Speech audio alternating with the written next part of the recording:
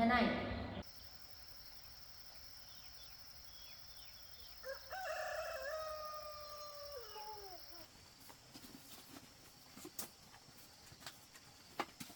Con làm gì con? Con đi ra ngoài đi để mẹ nói chuyện với bà với bác nhé. Mẹ lớn nói chuyện nhé. Ra ngoài chơi nhé.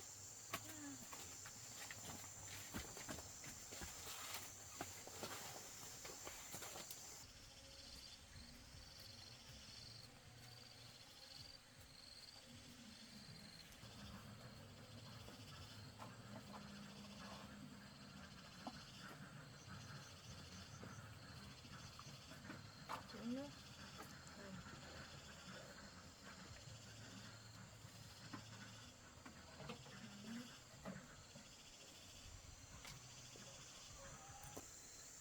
Thế chị này là ai thế bà? Mà đã xảy ra chuyện gì vậy?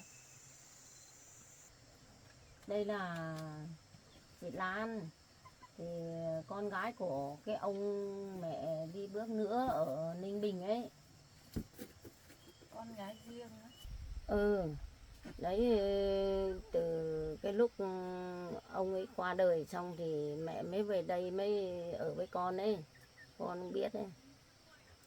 Thế sao hôm nay chị ấy lại lên tìm bà có việc gì vậy?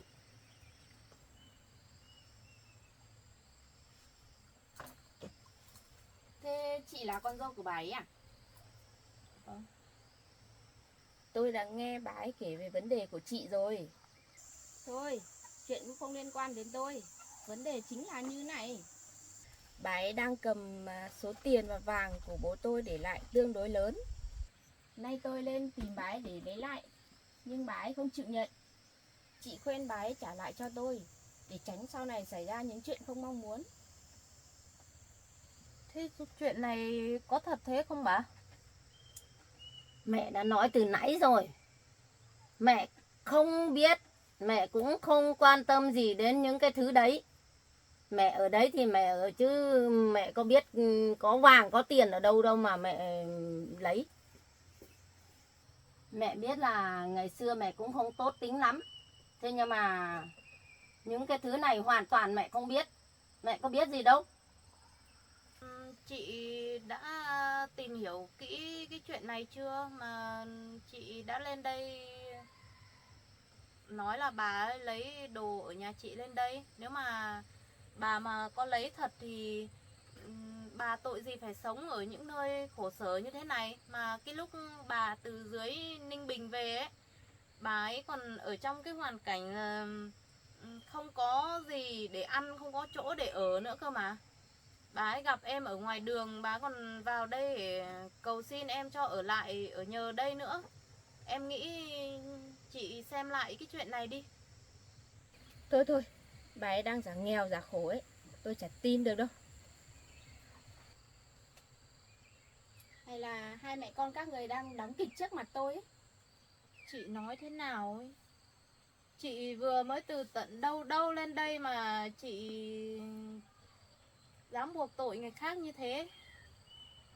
Nếu mà chúng tôi mà có số tiền hay số vàng gì đấy như chị nói ấy, thì chúng tôi đã không phải sống ở cái căn nhà này nữa rồi.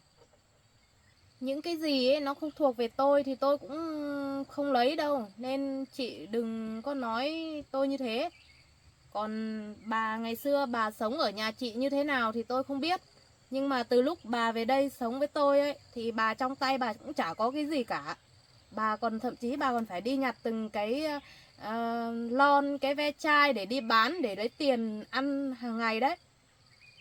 Con thử nghĩ mà xem, nếu mà mẹ có bằng đấy tiền, bằng đấy bạ vàng thì tội gì mẹ ở như thế. Mà từ lúc nào rồi, đến bây giờ là hơn 1 năm trời rồi, mẹ về đây hơn 1 năm trời rồi thì con mới về tìm mẹ. Đấy, con phải xem xét lại với cả các anh của con nữa, thì số tiền số vàng đấy là có thật hay không. Sao mà lâu thế đến bây giờ mới về tìm mẹ. Thì tôi cũng không biết sự tồn tại của số vàng với số tiền đấy. Sau khi họp gia đình, anh trai tôi có đưa ra cái di chúc thì tôi mới biết số tiền với số vàng đấy thôi. Mà anh em tôi cũng đã tìm hết những cái két với cái tủ ở trong nhà, cũng không thấy số tiền với số vàng đấy đâu. Mà lúc đấy chỉ có tôi hay đi lui đi tới để chăm sóc bố với bà ấy thôi, có ai nữa đâu. Mà bây giờ số tiền với số vàng không thấy. Mà bây giờ anh em trong nhà còn đang nghi ngờ tôi thông đồng với bà để số tiền với số vàng đấy đấy. Cái chuyện này thì mẹ không hề biết cái gì cả. Thế tại sao cái di chúc thì đến bây giờ mới lôi ở đâu ra? Sau khi bố con qua đời, mẹ còn ở đấy 1 tháng nữa cơ mà. Thì mãi thằng Tú nó không cho mẹ ở nữa, mẹ mới đi. Sao là không có chuyện gì? Đến bây giờ mới là về tìm mẹ để mà lấy tiền, lấy vàng thì làm sao? Về cái chuyện này thì chắc chắn sẽ có người dàn dựng lên. Theo mẹ thì bố không bao giờ có cái số tiền và số vàng nhiều như thế đâu. Nếu mà không có, tại sao có bản di chúc này? Trong đấy ghi rõ chia từng phần mỗi người bằng này. Mà rõ ràng chữ đấy là chữ của bố tôi. Thôi, nếu thế thì mẹ cũng không biết đâu. Chịu thôi. Bây giờ con có về nhà bảo các anh của con nên làm gì mẹ thì làm thôi. Chứ mẹ không được lấy thì bây giờ mẹ lấy cái gì mà cho con mang về? Em thấy trong cái chuyện này ấy, chắc là có cái vấn đề gì đấy. Chị nên về nhà hỏi kỹ lại gia đình anh em nhà chị đi. Biết đâu lại có người cố tình dựng cái chuyện này lên để hại bà. Chả có cái lý do gì để người ta dựng lên hại bà cả. Mà bà chả có cái gì ấy. Bây giờ ấy, nếu mà cái chuyện này mà phức tạp quá mà cảm thấy không giải quyết được ấy, thì tốt nhất là chị cứ nên về báo công an đi, để cho pháp luật người ta khác biết đường tìm ra sự thật. Đúng rồi. Con cứ đi mà báo công an đi, để mà công an giải quyết. Mẹ không có tội, mẹ cũng chẳng sợ gì hết. Bây giờ bà đưa ra pháp luật đấy, chuyện nó sẽ ra thôi, nên bà đừng có ngoan cố.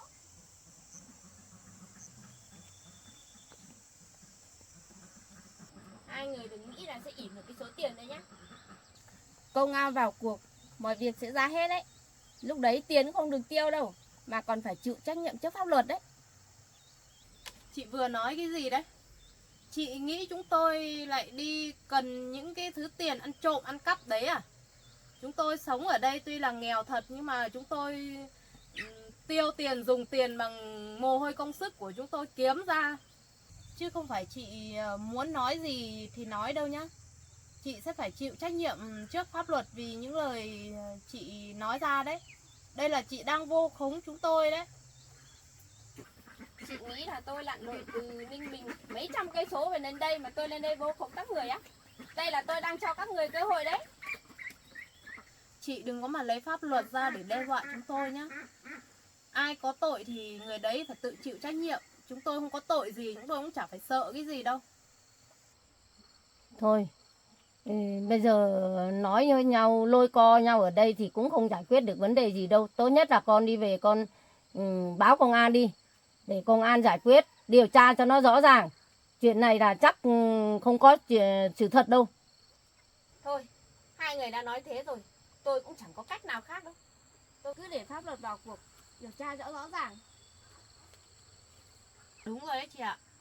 Chị cứ về báo công an đi, để cho pháp luật người ta có biện pháp mà xử lý. Con về con báo công an đi, để công an giải quyết. Mẹ không được lấy thì nếu mà cứ để như thế thì để oan cho mẹ lắm. Bây giờ mọi người đang nghĩ tôi với bà chiếm đoạt số tiền, số vàng đấy. Giờ tôi mà về, chẳng khác gì tôi thừa nhận là tôi với bà đã lấy số tiền, số vàng đấy à? Thế bây giờ chị cũng nghi ngờ chúng tôi, nhưng mà chúng tôi không có làm cái việc đấy thì bây giờ chúng tôi phải làm thế nào? Thôi theo mẹ thì cứ đi gặp anh Huy, nhờ anh ấy xem anh có cách nào để mà giải quyết không. Người ta là công an, chắc người ta sẽ có cách tìm ra sự thật. Thôi, bây giờ cũng muộn rồi đấy. chị cứ đi ra ngoài tìm chỗ nghỉ ngơi trước đi. Rồi ngày mai chị vào đây để đi theo chúng tôi đi ra ngoài cơ quan công an gần đây nhất này để trình báo sự việc. Thôi được rồi, hai người đã nói thế, ngày mai cùng nhau ra công an giải quyết.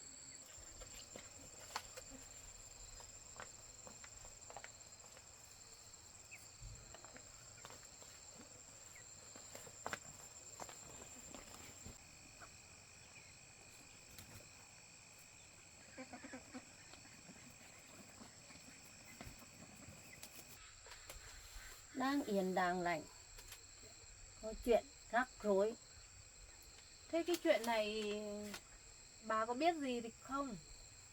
Mẹ không biết gì cả, mẹ không biết chuyện gì để tiền nong gì, vàng bạc gì cả. Nếu mà có thì bà phải nói thật, chứ đừng để lúc mà ra đến pháp luật thì lúc đấy không ai cứu được đâu ấy. Mẹ không biết, mẹ không được lấy, con cứ yên tâm đi. Mẹ ơi, cô kia là cô gì đấy mẹ? Mẹ cũng không biết đâu, người lạ đấy con ạ. Thôi kệ cô ấy đi. Mà cái việc này thôi, để mai cứ ra gặp anh Huy rồi hỏi ý kiến anh ấy xem thế nào đã, chứ bây giờ mình cũng không biết gì, cũng không có cách nào giải quyết đâu. Nhưng mẹ cũng thế rồi.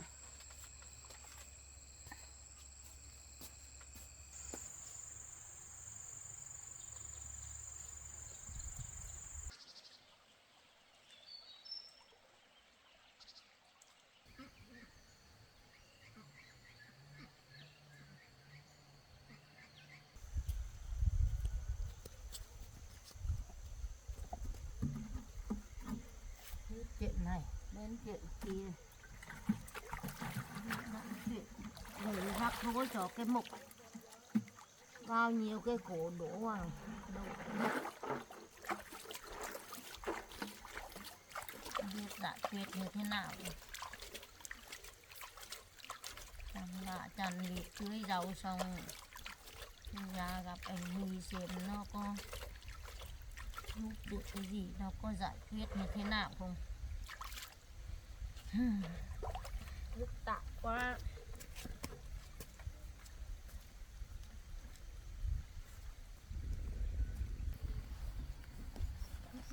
Dòng rễ hôm qua quãi rồi, tưới nó mới lên được. Tưới thì nó cũng khô, không lên được, không mọc được. Khô thế này không tưới không lên nữa.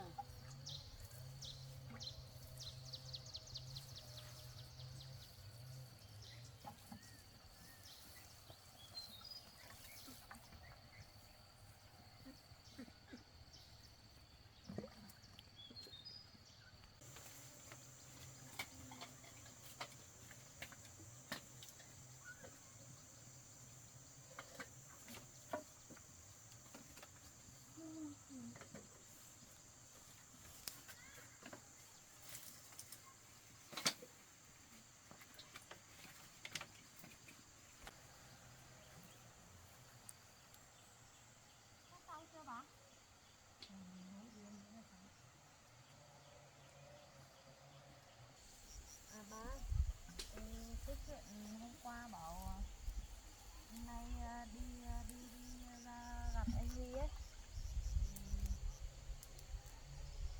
bà định thế nào? Bà có tính là đi hay không? Phải đi chứ con. Đi hỏi anh đi xem có hướng giải quyết như thế nào. Không thì nếu mà không giải quyết được thì cái Lan nó cũng không về đâu. Giải quyết xong thì nó mới về. Thì cứ ra hỏi xong là cho anh ấy phân tích như thế nào. Con nghĩ là cái chuyện di chúc ấy thì chị ấy đã mất công từ tận dưới Ninh Bình lên đến đây tìm bà, thì con nghĩ có thể là cái di chúc đấy chắc là có thật đấy. Chứ không người ta tội gì phải lặn lội đường xá xa xôi mấy trăm cây lên đây tìm bà làm gì. Đi trước đấy thì riêng mẹ ở đấy thì 2 năm thì cũng không thấy ông nói gì, mà cũng không biết là có hay không. Mẹ nghĩ thì nếu mà có thì cũng có cái gì uốn khúc ở cái chuyện này ấy. Bởi vì cái thằng con cả nó cũng không phải là choàng đâu, ma lanh lắm. Nhưng mà bà cứ thử nghĩ kỹ lại xem, cái hồi bà còn ở đấy với ông kia ấy thì bà có từng thấy ông nói đến cái chuyện đấy hay không, hay là có ý định viết di chúc hay gì đấy không, hay là bà có nhìn thấy cái giấy tờ gì ở đâu mà bà cầm nhầm mà vứt đi xong rồi gây ra hiểu lầm gì không?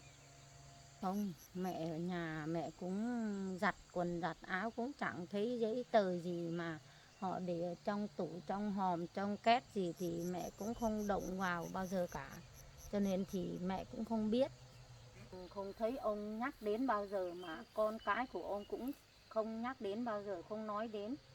Riêng tài sản của gia đình ông ấy là mẹ không biết, không bao giờ đồng chạm, cũng không bao giờ hỏi han. Mà trước bây giờ, ngay bây giờ mẹ cũng không được lấy cái gì của nhà đấy về. Cho nên là cứ đi trình bày với anh Huy xem anh có cách giải quyết cho không. Còn mẹ là mẹ không được lấy, mẹ không sợ đâu, cứ ra thoải mái, ra công an thoải mái. Vâng, bây giờ một khi mà đã ra đến pháp luật rồi đấy thì mình sẽ phải chịu trách nhiệm hoàn toàn trước những cái lời nói của mình ấy. Nên là bà cứ suy nghĩ cho kỹ đi. Bà phải thành thật, phải nói hết sự thật, không được giấu giếm cái chuyện gì hết. Chứ để đến lúc mọi việc nó lớn lên là to ra là không có cách nào giải quyết nữa đâu ấy. Không, chuyện này con đừng lo. Mẹ không được lấy là mẹ không sợ. Coi như là mẹ không đồng chạm gì đến tài sản của gia đình, từ tiền với lại vàng thì mẹ không được đồng chạm, mẹ không biết cái gì hết. Cho nên con đừng sợ. Thôi bây giờ tranh thủ làm nốt đi, xong rồi con đi theo bà đi ra gặp anh Huy cho sớm. Hôm nay thứ bảy nữa, không biết anh có ở cơ quan không. Thế thì cứ đi ra, kiểu gì không có anh ấy thì cũng có người khác. Tại vì cơ quan thì lúc nào cũng có người trực mà. Làm nốt, tranh thủ làm nốt đi, xong rồi đi ra gặp người ta cho sớm. Thế con làm xong việc con đi theo mẹ nhé. Vâng. Chắc cũng tranh thủ đi ra một lúc xong rồi về cho gà vịt ăn sau cũng được. Thế xong rồi mình đi tranh thủ đi cho sớm này. Vâng. Không thì lại muộn rồi không gặp anh nữa không.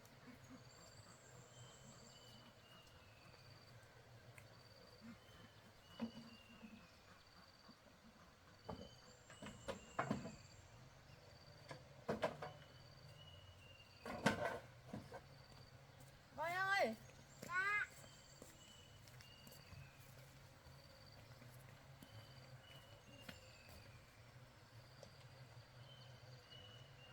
Con ở nhà chơi đợi mẹ với bà một tí nhá. Vâng. Mẹ với bà đi ra ngoài kia tìm bác Huy có tí việc nhá. Vâng.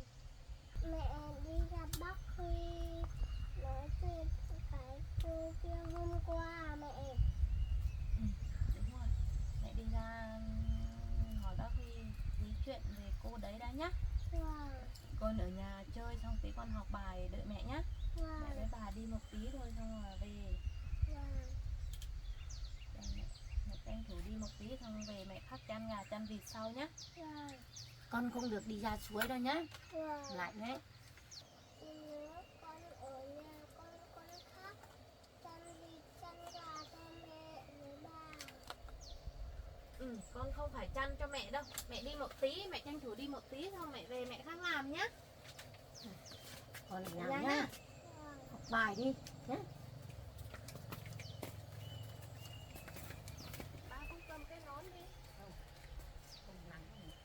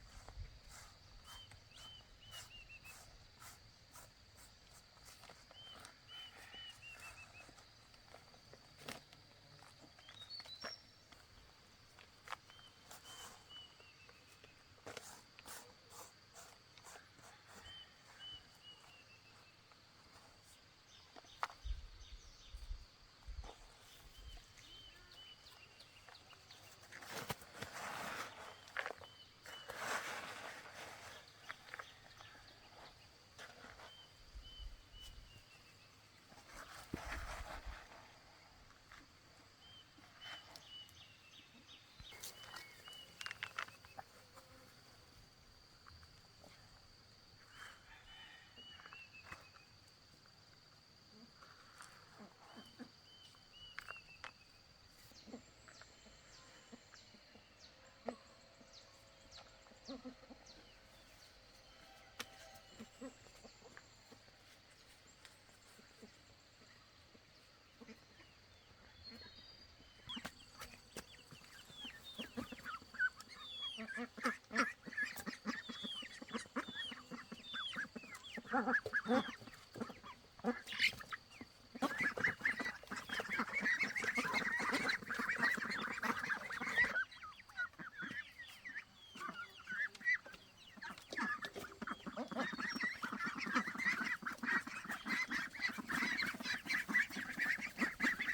làm ăn.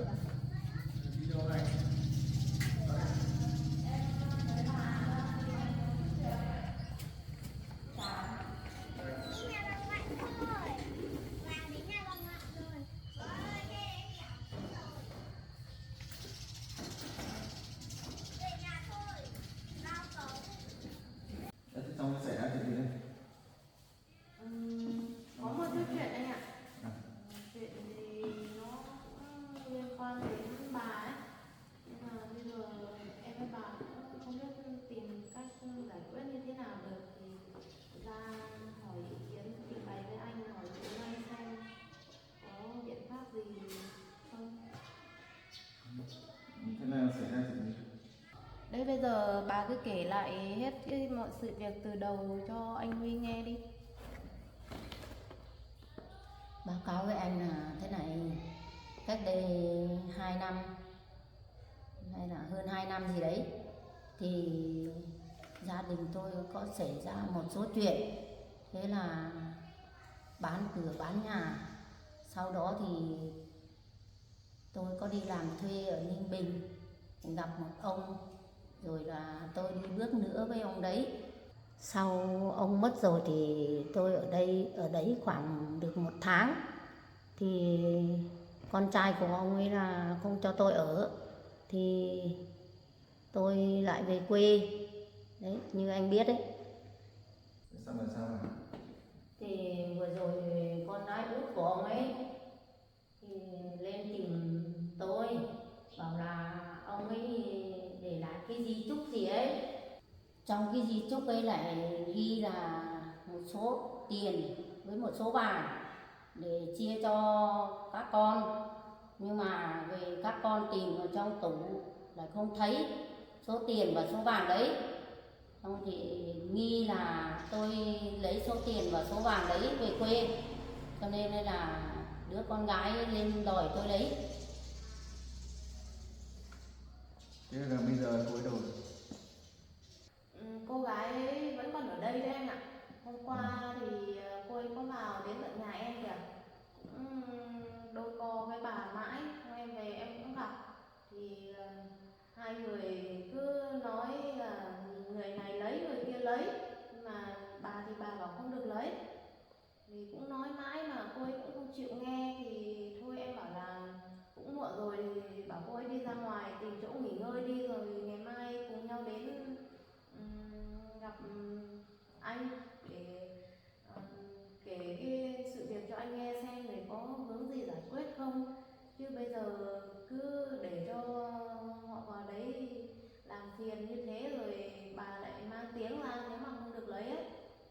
Thì em cũng nghĩ là nếu mà bà mà có được lấy cái số tiền với vàng gì đấy nhiều như thế thì việc gì bà phải sống khổ sở như thế. Từ đầu bà vào đây ở với em thì bà đã ở trong bộ dạng là đi nhặt từng cái ve chai, cái lon để đi bán lấy tiền ăn rồi, thì làm sao mà bà có số tiền nhiều vậy? Cô gái kia hẹn ra đây à? Vâng ạ. Bây giờ thì thế nào? Em có không thấy Cô ấy em có hẹn là hôm nay ra đây không? Hẹn giờ rất có anh ạ, bảo thôi thì sáng mai cả ba cùng nhau ra cơ quan cảnh sát để làm việc cho rõ ràng. Chắc tí nữa cô ấy cũng tự biết đi xe ôm vào đây. Tôi đã nói thế này, bây giờ cháu hỏi bà này. Thế trong thời gian bà chung sống với ông ấy thì đấy là cuộc sống của ông nào cũng có khá giả hay là khó khăn? Nói thật với anh thì gia đình đấy cũng bình thường thôi.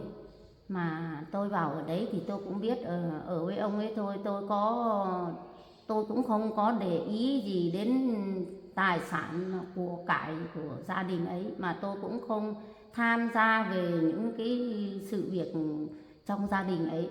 Chẳng qua là ông đưa cho tôi đồng nào thì tôi tiêu đồng đấy thôi, tôi cũng không biết gì cả.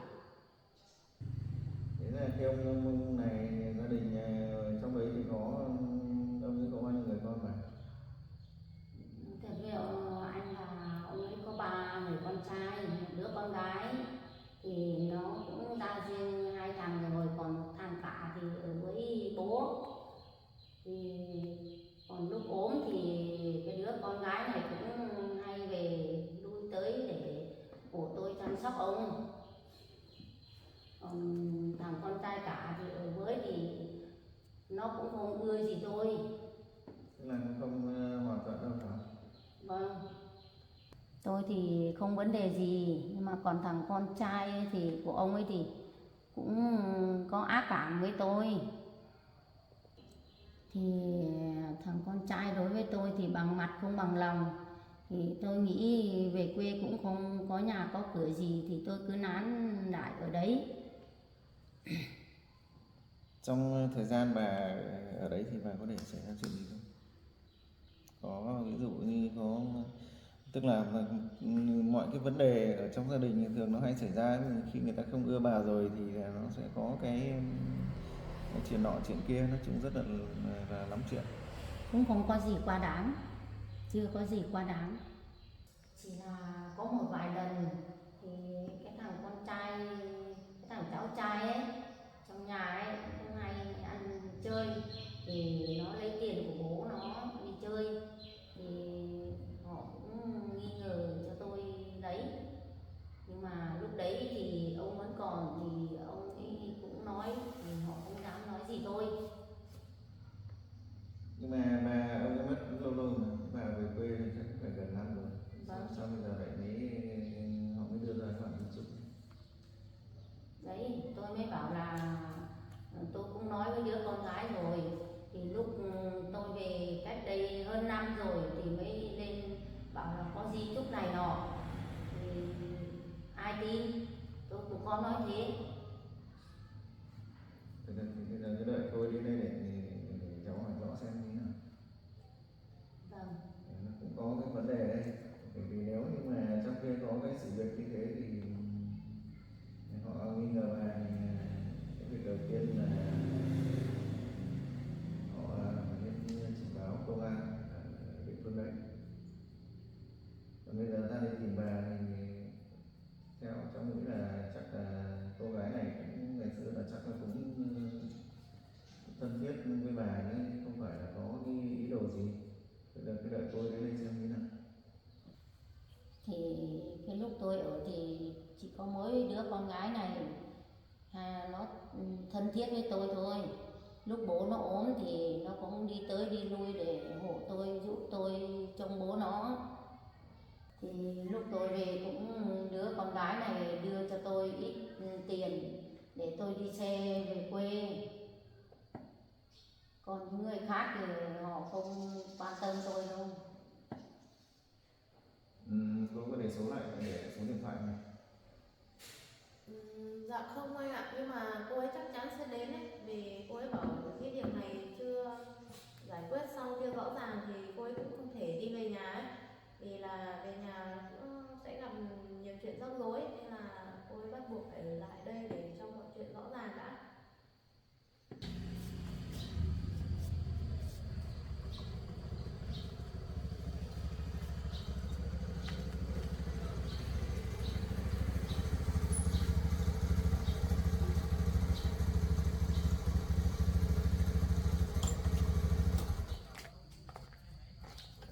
Hai mẹ con nhà này sớm thế à? Anh ơi, em gửi anh tí nữa em xong việc em gọi anh qua lại đón em nhé.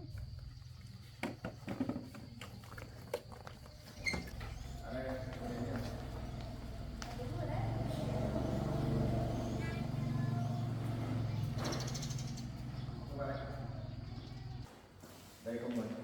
Em chào anh.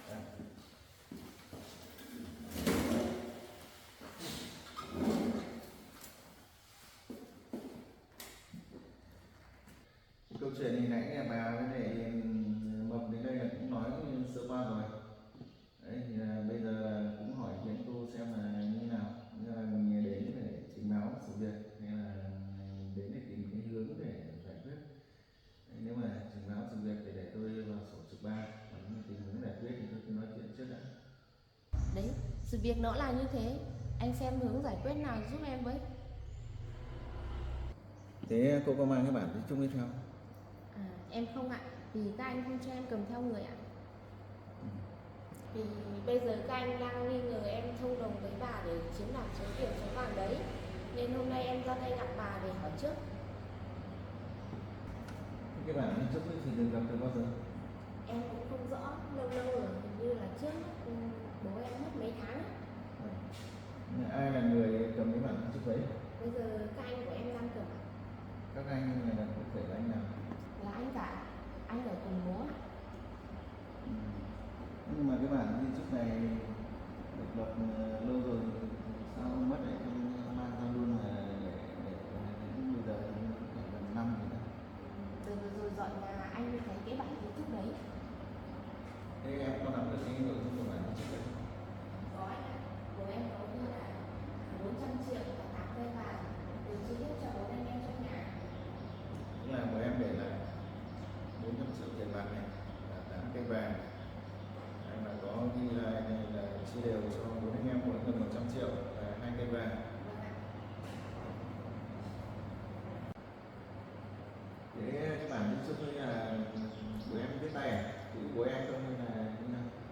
bản di chúc là bố em đánh máy ạ, nhưng mà chữ ký là đúng chữ ký của bố em. Các bạn đi chúc là đánh bằng máy. Dạ vâng. Chữ ký của bố em.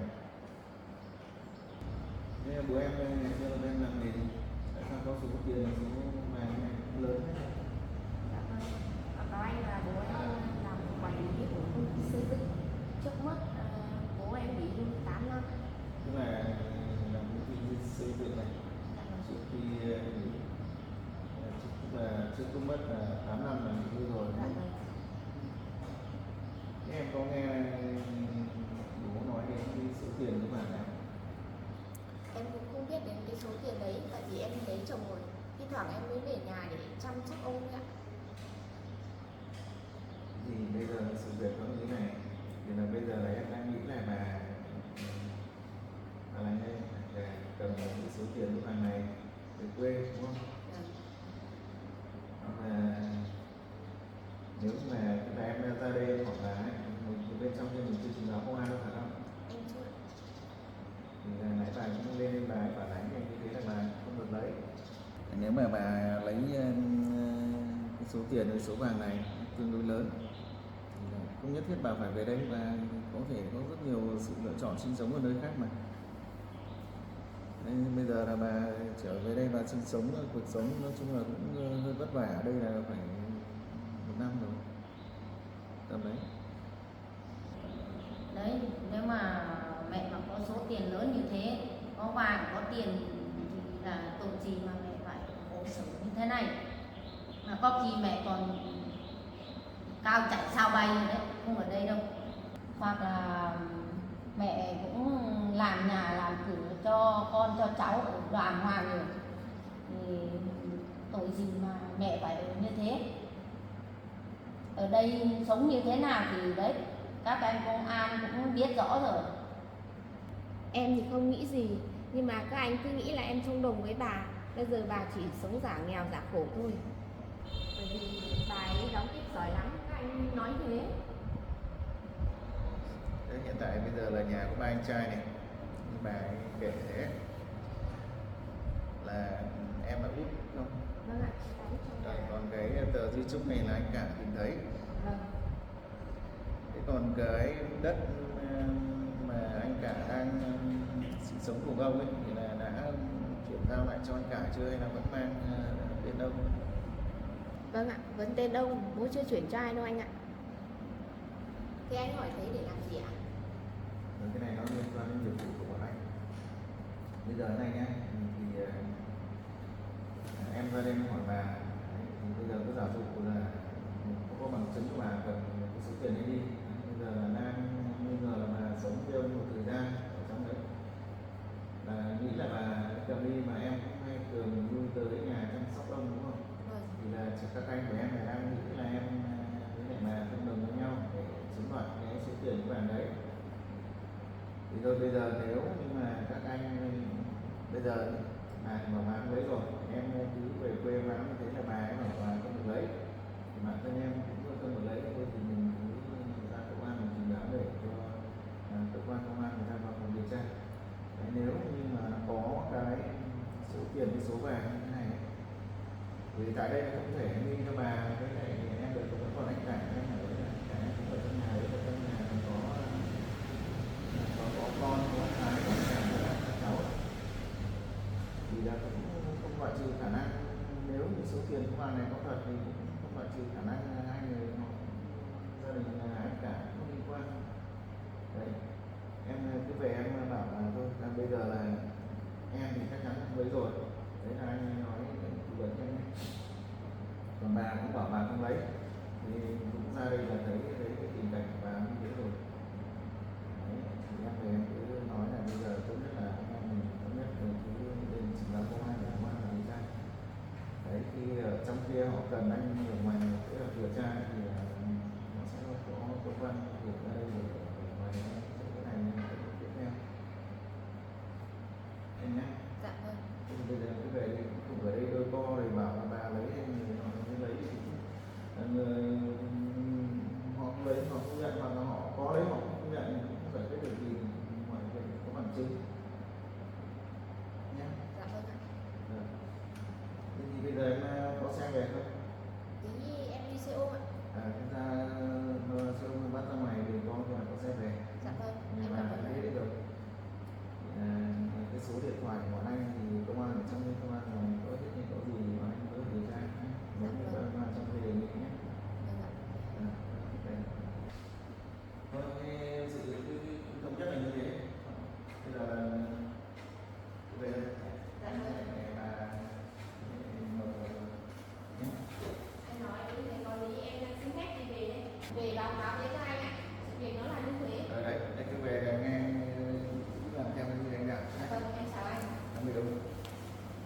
Bọn em về cũng về gần đấy thì mình như thế rồi nhé.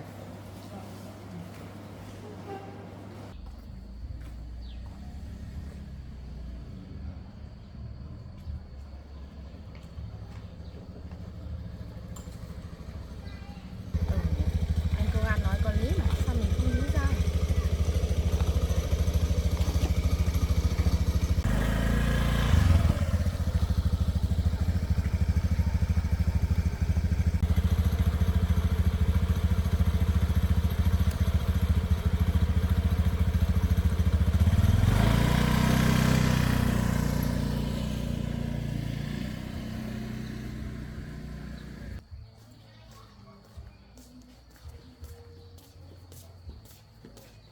Anh ơi, liệu cái việc này như thế thì đã giải quyết xong được không anh?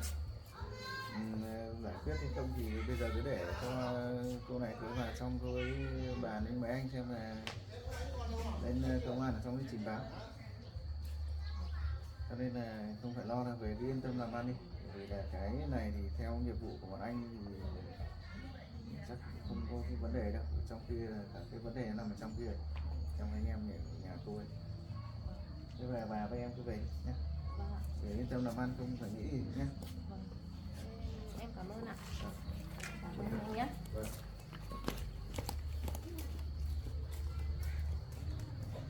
Anh Huy anh đã nói thế rồi thì chắc